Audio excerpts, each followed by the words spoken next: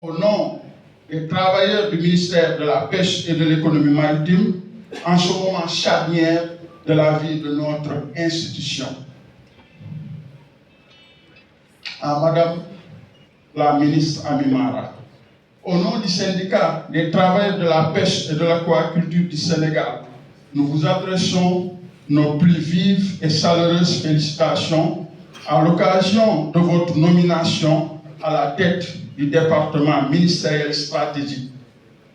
Votre prise de fonction intervient dans un contexte national particulièrement exigeant, marqué par des attentes fortes en matière de performance et de résultats.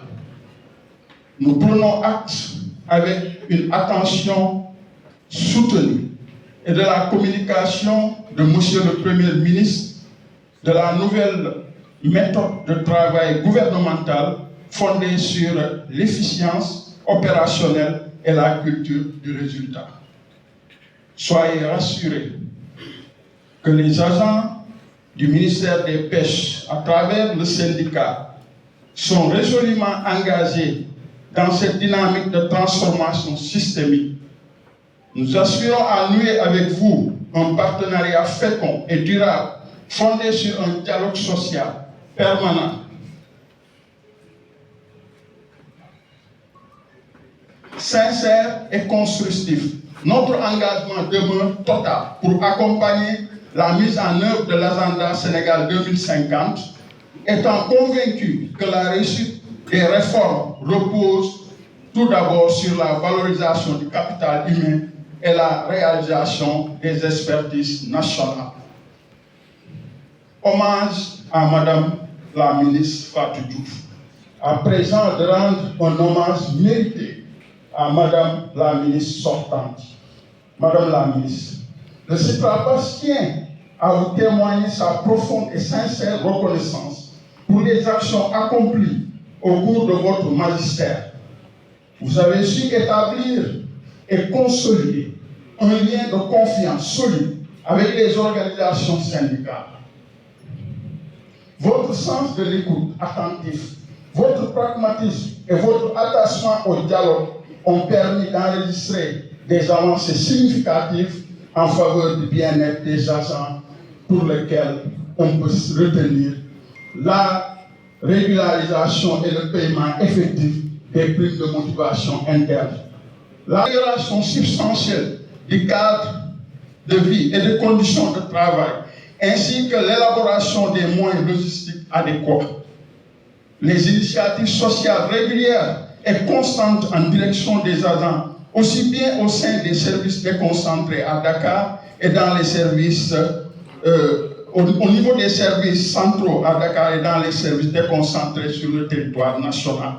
L'acquisition en cours de 3 bis neufs destinés à faciliter le transport pour les agents au niveau de la sphère ministérielle de Diamniadio.